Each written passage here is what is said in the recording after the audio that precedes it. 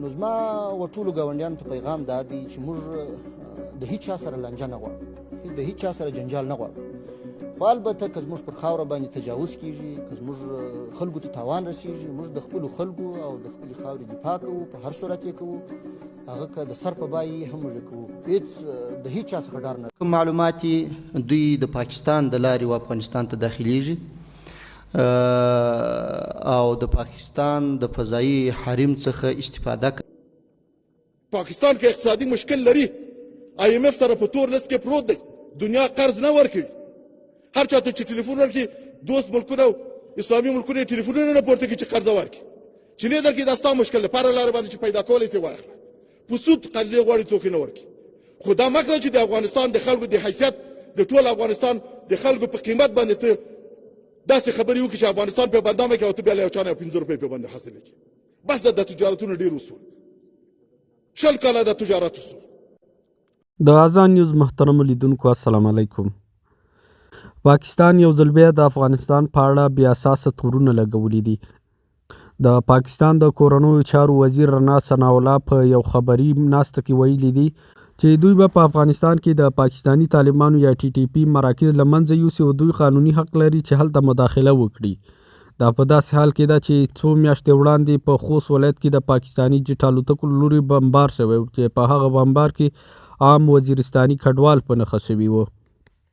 په هغه وخت کې د افغانستان وزیر دفاع ویلي چې د ملي مصالحو لپاره یې په ډېرې سختۍ دغه برید زغملی ده او له دې وروسته به هیڅ داسې یو برید ونه زغمي.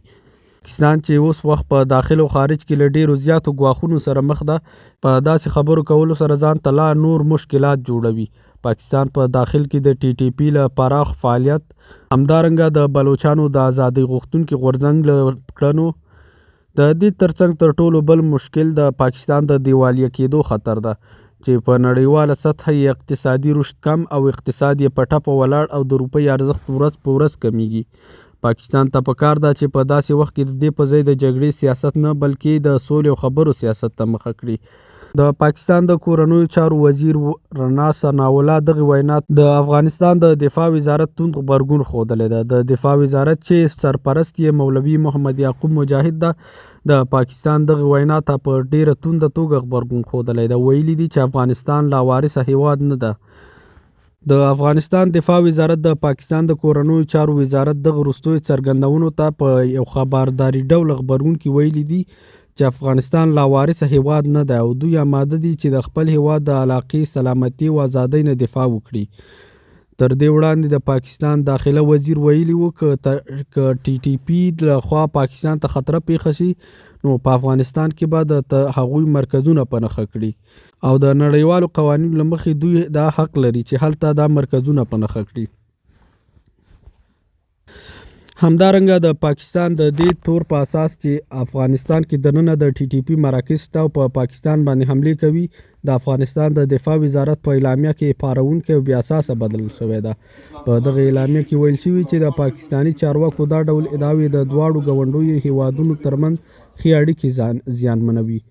همدا ډول په دغه اعلامیه کې راغلي دي چې پاکستانی داسې شواهد شته چې پاکستانی طالبان په خپله پاکستان کې پراخه سیمې تر خپل کنټرول لاندې لري او هلته خپل مراکز لري او دوی اړتیا نه لري چې افغانستان خاوره استعمال کړي. د افغانستان اسلامي امارت غوښتنه کړې چې پاکستان د خپل تشویش د مفاهمت له لارې حل کړي، مګر دا یې ورسره زیاته کړې چې افغانستان لاوارثه هیواد نه ده. موږ به د تل په څیر د افغانستان له ځمکني حریم څخه ساتنه وکړو او د خپل ګران هیواد دفاع ته تر هر چا ښه تجربه لرو. دغه اعلامیه چې د افغانستان د دفاع وزارت لخوا په خپل ټویټر پاڼه نشر شوې ده، په کې داسې راغلي دي: د ملي دفاع وزارت اعلامیه د پاکستان د کورنیو چارو وزیر د وروستیو څرګندونو په تړاو. د ملي دفاع وزارت په افغانستان کې د پاکستانی طالبانو د تحریک شتون او پر هغوی په افغانستان کې دننه د احتمالي برید کولو په اړه د پاکستان د کورنیو چارو د وزیر د وروستۍ څرګندونې پارونکي او بې اساسه بولي. سره له دې چې د پاکستانی طالبانو مرکزونو شواهد په یاد هیواد کې شتون لري، د پاکستانی چارواکو دا ډول ادعاوې د دواړو ګاونډیو ورونو هیوادونو ښې اړیکې زیانمنوي. زموږ غوښتنه دا ده چې هر تشویش باید د تفاهم له لارې رفع شي افغانستان لا وارثه هیواد نه دی. موږ د تل په څیر د هیواد له ځمکنۍ بشپړتیا او خپلواکۍ څخه دفاع ته چمتو یو او د خپل ګران هیواد په دفاع کې تر هر چا ښه تجربه لرو. له هغې څخه وروسته چې د افغانستان اسلامي امارت واک ته رسېدلی، پاکستان ډېر ځلې هڅه کړې چې د افغانستان او پاکستان ترمنځ مشکلات ایجاد شي. دغه مشکلات په مختلفو لارو رامنځته شوي دي. تر ټولو لومړی پاکستان د افغانستان په سرحدي سیمو یو ځل بیا لکه د تیر جمهوریت په څیر د توغندیو وارول پیل کړل، چې د اسلامي امارت د مجاهدینو لخوا په ډیره کلکه ځواب ورکول شو چې دغه توغندي ودرېدل.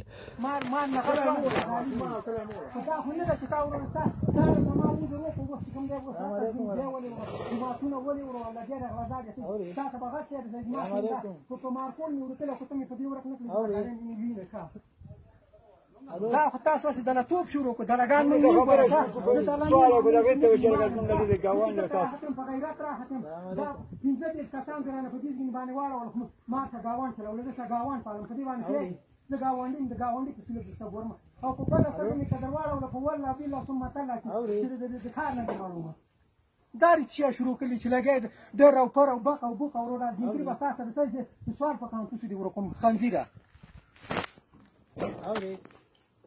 له دې څخه وروسته په سرحدي کرښو کې یو ځل بیا لانجې د افغانستان اسلامي امارت غوښتل چې د افغانستان او پاکستان ترمنځ په فرضي تېرې شوې کرښې سره نږدې د خپل امنیتي ځواکونو ته د اکمالاتو رسولو په پار سرکونه تیر کړي، چې له امله یې پاکستان د دغې سرکونو جوړولو مخالفت کړی و، چې له امله یې جګړه رامنځته شوې وه.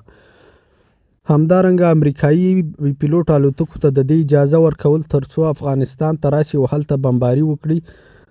د دغې کړنې له امله د افغانستان او پاکستان اړیکې ډېرې زیانمنې شوې. د افغانستان د بهرنیو چارو وزارت سرپرست معین شیر محمد عباس ستانکزي د دغې کړنې له امله چې پاکستان د امریکا بي پیلوټو الوتکو ته اجازه ورکړي چې د هغوی له سرحده راتېرو په افغانستان کې خپل هدف په نښه کړي، په ډېره کلکه توګه غبرګون ښودلی و. پاکستان ته یې ویلي وو که چیرې تاسې وږي یاستئ د خپل رزق پیدا کولو بله لاره پیدا کړئ او د افغانانو په سر له تجارت څخه لاس واخلئ. پاکستان کې د هغو سرلي سیلابونو په سلګونو په زرګونو کسان مړه کړل، له باندې بوته پاکستان له خاورو سره خاورې کړ، کښت او زراعت ټول ختم کړ. موږ په داسې حال کې چې د افغانستان اسلامي امارت ټول افغانان نر او ښځې د پاکستان له خلکو سره په دې غمیزه کې ولاړ دي، څنګ په څنګ سره ولاړ دي، په دې غم کې سره شریکان څوم چې له لاسه کېږي هغه سره شریکو. خو په عین وخت کې د پاکستان د صدر اعظم او د وزیر خارجه دغه عمل هم په کلکو الفاظو باندې موږ غندو او هیڅ چاته موږ دا اجازه نه ورکو چې افغانستان د اسلامي امارت او د دې انقلاب په خلاف باندې خبرې وکړي. پاکستان کې اقتصادي مشکل لري، IMF سره په تور لیست کې پروت دی، دنیا قرض نه ورکوي. هر چاته چې ټلیفون ورکړي دوست ملکونه او اسلامي ملکونه ټلیفونونه نه پورته کړي چې قرضه ورکړي، چې نه درکړي دا ستا مشکل دی، په هره لاره باندې چې پیدا کولی شې واخله. په سود قرضې غواړي څوک نه ورکړي. خو دا مه کوه چې د افغانستان د خلکو د حیثیت د ټول افغانستان د خلکو په قیمت باندې ته داسې خبرې وکړي چې افغانستان په بدنامه کې او ته په پاکستان کې د پرتو افغان مهاجرو سره ناوړه سلوک هغه څه دي چې د افغانانو غوسه یې د پاکستان پر وړاندې راپارولې ده.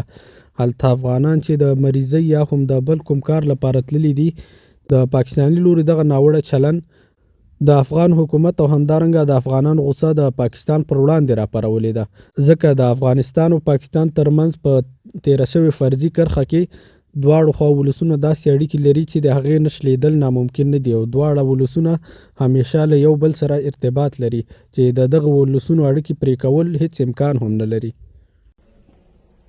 هر چا چې په بد نظر زموږ خاورې ته کتلي دي، هر چا چې په بد نظر زموږ خوا ته کتلي دي، موږ په ډېر تلوار د هغو سترګې را ایستلي دي.